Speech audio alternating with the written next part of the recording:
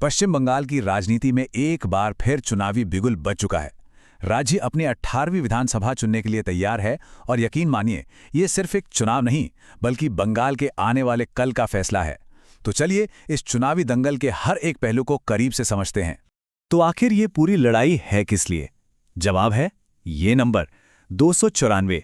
जी हां, पश्चिम बंगाल विधानसभा की यही 294 सीटें तय करेंगी कि सत्ता की चाबी किसके हाथ लगेगी। इसका मतलब साफ है, हर एक सीट कीमती है और मुकाबला बिल्कुल टक्कर का होने वाला है।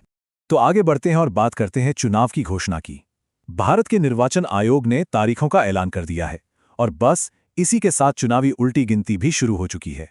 तो चलिए अब सीधा उन जरूरी तारीखों पर नजर डालते हैं जो बंगाल की सियासत का भविष्य तय करने वाली हैं।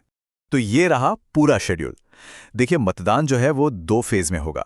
पहला चरण होगा 23 अप्रैल को, जिसमें 152 सीटों पर वोटिंग होगी, और इसके ठीक बाद 29 अप्रैल को दूसरे चरण में बची हुई 142 सीटों पर लोग अपना वोट डालेंगे। और फिर वो दिन जिसका सबको इंतजार रहेगा, 4 मई, जब वोटों की गिनती होगी और ये साफ हो जाएगा कि बंगाल की जनता ने किसे चुना है। अब जानते हैं उन मुख्य खिलाड़ियों को जो इस चुनावी रणभूमि में आमने सामने हैं। वैसे तो कई पार्टियां मैदान में हैं, लेकिन माना जा रहा है कि असली मुकाबला 2 बड़ी ताकतों के बीच ही है। तो ये हैं वो 2 मुख्य दावेदार। एक तरफ है सत्ताधारी तृणमूल कांग्रेस, जिसकी कमान मुख्यमंत्री ममता बनर्जी के हाथ में है। उनका चुनावी नैरेटिव विकास बनाम नफरत के इर्द गिर्द घूम रहा है। और वहीं दूसरी तरफ है मुख्य विपक्षी दल भारतीय जनता पार्टी, जिसका नेतृत्व शुवेंदु अधिकारी और सुकांत मजूमदार जैसे नेता कर रहे हैं। बीजेपी का जोर सरकार के खिलाफ एंटी इनकम्बेंसी यानी सत्ता विरोधी लहर और कानून व्यवस्था जैसे मुद्दों पर है। लेकिन रुकिए, लड़ाई सिर्फ इन 2 पार्टियों तक ही सीमित नहीं है। वाम मोर्चा और कांग्रेस जैसे पुराने खिलाड़ी भी इस रेस में हैं। वो अपनी खोई हुई जमीन वापस पाने की पूरी कोशिश कर रहे हैं और कई सीटों पर नतीजों को इधर से उधर करने का दम भी रखते हैं। अगर मुकाबला कड़ा हुआ तो इनकी भूमिका बहुत ही अहम हो सकती है। और देखिए, जहां चुनाव हो वहां खींचतान और विवाद ना हो, ऐसा तो हो ही नहीं सकता। माहौल पहले से ही काफी गर्म है और कुछ ऐसे मुद्दे सामने आए हैं जो चुनाव पर सीधा असर डाल सकते हैं। आइए देखते हैं। सबसे बड़ा विवाद जो छिड़ा है वो वोटर लिस्ट को लेकर है।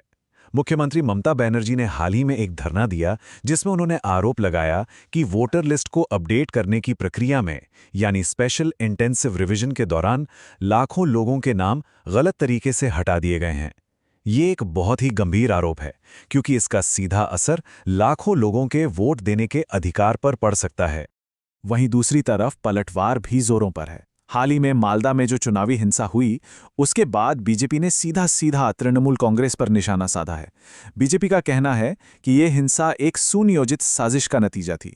तो आप देख सकते हैं, ये आरोप प्रत्यारोप चुनावी तनाव को और ज्यादा बढ़ा रहे हैं। तो इस बढ़ते तनाव के बीच शांति और निष्पक्ष चुनाव के लिए भी तैयारी हो रही है। केंद्रीय सुरक्षा बलों यानी CAPF की तैनाती शुरू हो चुकी है। ये जवान पूरे राज्य में रूट मार्च कर रहे हैं ताकि वोटर्स के मन में सुरक्षा का भाव पैदा हो और वो बिना किसी डर के वोट डाल सकें। तो इन सब के बाद सबसे बड़ा सवाल वही है कि आखिर नतीजा क्या होगा, और उससे भी बड़ा सवाल, ये नतीजा किस बात पर निर्भर करेगा। और आखिर में पूरा चुनाव इसी एक सवाल के इर्द गिर्द सिमट जाता है।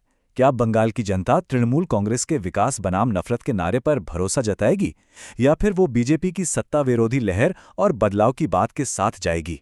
इसका जवाब तो 4 मई को ही मिलेगा, लेकिन तब तक ये सवाल बंगाल की सियासत में गूंजता रहेगा।